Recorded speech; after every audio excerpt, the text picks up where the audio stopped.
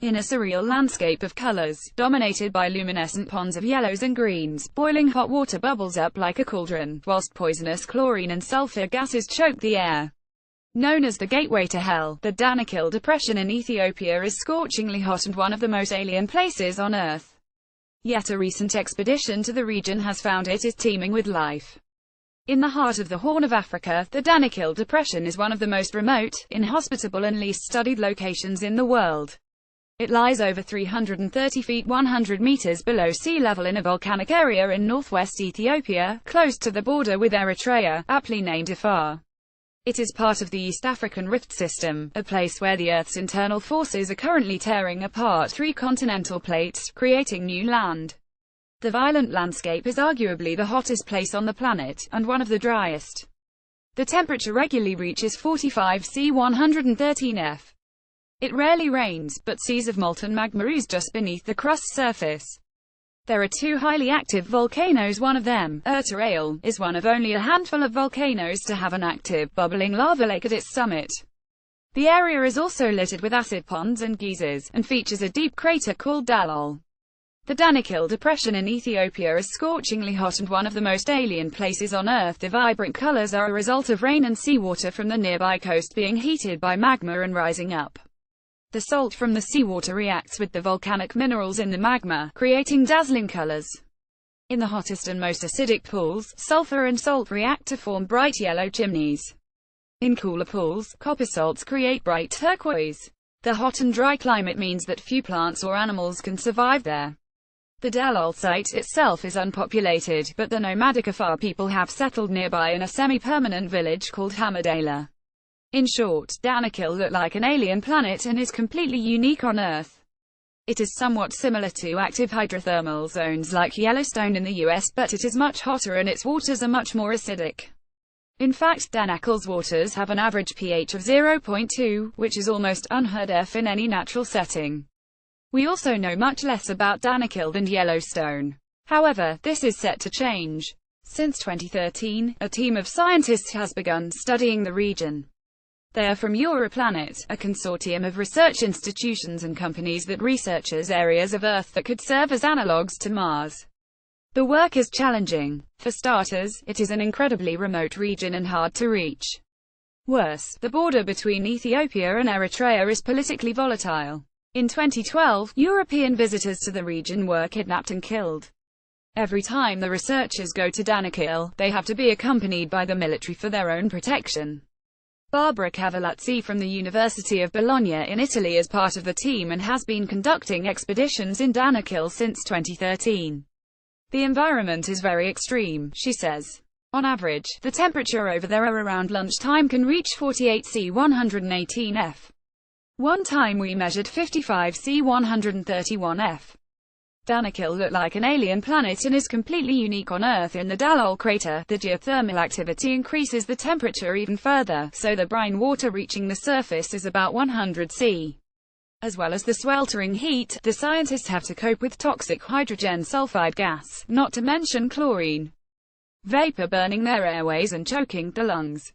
They must all wear gas masks to work there for any period of time. When walking on the geothermal area you must be careful, as the salt crust is extremely delicate and fragile, so you must be careful not to step on it, says Cavalazzi. If you fell into 100 C hot and extremely acidic water it would be a big problem, as the closest hospital is in Mekelle, which is many hours away from the Dalol crater.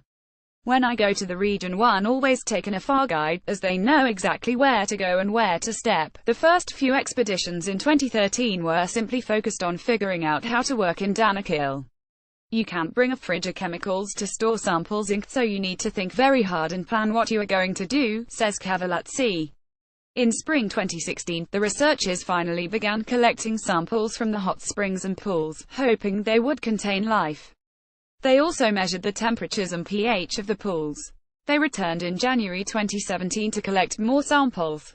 In March 2017, Cavalazzi's lab and their colleagues found life in Danakil, after they managed to isolate and extract DNA from bacteria.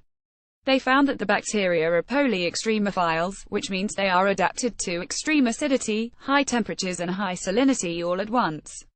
It is the first absolute confirmation of microbial life in the Danakil acidic pools. If you fell into 100°C hot and extremely acidic water, it would be a big problem. Barbara Cavallazzi, University of Bologna. In as yet unpublished research, the team found two separate forms of bacterial life in two separate areas of the site: the salt springs and pools inside the Dallol crater, which are characterized by bright colors, acidity and boiling temperatures, and in a small lake outside the Dallol crater. The lake is not as hot as the salt springs, reaching a mere 5055 C, and the water is also different. It is still salty, but less acidic with a pH of around 2. The water is rich in carbon dioxide, which is released by the volcanic activities below. The lake is known by many different names, says Cavallazzi. The local people call it Gatel or Arath. Some call it Oily Lake or Yellow Lake. Other people have named it Killer Lake, because when you work around it and look around you can see a lot of small insects and birds lying dead nearby. They probably arrived there and drank some water, but what actually killed them was the strong emissions of carbon dioxide. Because carbon dioxide is heavier than normal air, it sinks to the ground, so when small creatures like birds breathe the area just above the lake, they suffocate. For humans, who tend to be rather taller, it is not so dangerous. But any organism that stays within 12 inches 30 centimeters of the water will find itself breathing in too much carbon dioxide, and die. One of the scientists' discoveries looks set to establish a new record. The team found life in a pool where the acidity was measured as 0 pH. That pool is the most acidic place where life has been found on Earth. The previous record was in the Rio Tinto, a river in Spain that has a pH of 2. Water becomes acidic when it contains a lot of positively charged hydrogen atoms.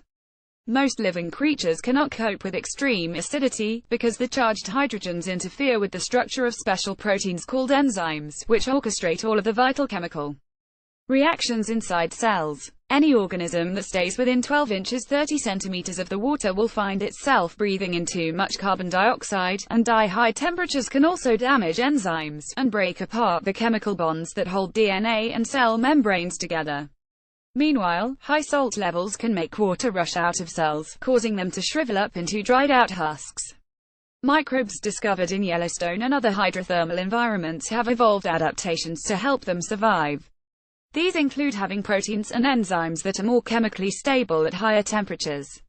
This can be achieved by having more bonds and connections between amino acids, the building blocks that make up proteins. It may be that the bacteria in the Danakil Depression hot springs have acquired similar adaptations. Whatever the case, the scientists' findings may help us understand how life could have arisen on other planets and moons. On Mars, you have mineral deposits and sulfate deposits similar to those seen in the Danakil Depression. You also have active brine flowing periodically, says Cavallazzi. So by studying in which extreme earthly environments life can survive, and how it does so, we can start to figure out which regions of planets like Mars might be habitable. Cavallazzi suspects we have not exhausted life's ability to endure extremes. She points to the diversity and versatility of microbial metabolisms and the extraordinary physiological capacities of many microorganisms to colonize any habitat. Quite possibly, there are extreme ecosystems on Earth that we have not yet found. Join 800,000 future fans by liking us on Facebook, or follow us on Twitter. If you liked this story, sign up for the weekly BBC.com features newsletter, called If You Only Read 6 Things This Week. A hand-picked selection of stories from BBC Future, Earth, Culture, Capital, and Travel, delivered to your inbox every Friday.